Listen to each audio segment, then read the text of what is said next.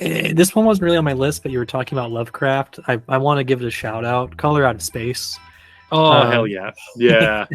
Got to give that one a shout out. It's kind of joked about because, you know, it's the Lovecraft story that it works as a written conceptual thing because it's this color that invades Earth that isn't a color we can perceive with our human perception. It's not something that we can particularly define, but it's a movie, so they have to make it something. So it's purple.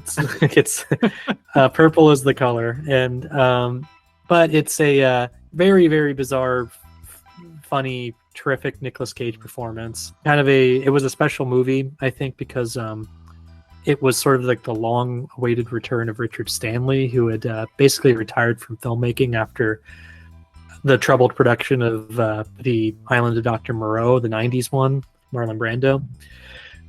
So he was basically out of the film industry for a long time. He came back with this Lovecraft adaptation, and it was kind of like everything he wanted it to be, really, because fans of Richard Stanley's really liked his kind of peculiar sense of humor, his odd tone, like of almost like it's hard to read sometimes whether it's serious or funny. And I think when we saw it, we kind of got two halves of that audience of people who were reading it as a comedy and some who are reading it as a horror film.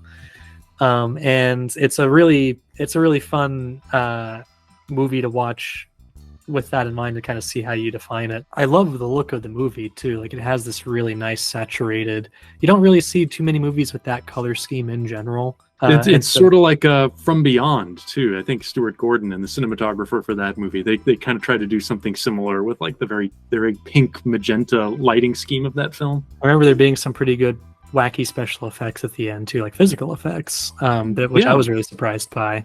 I think when it gets to that last act, it turns up the juice quite a bit in an unexpected way. So if you haven't seen it, it's a really fun watch.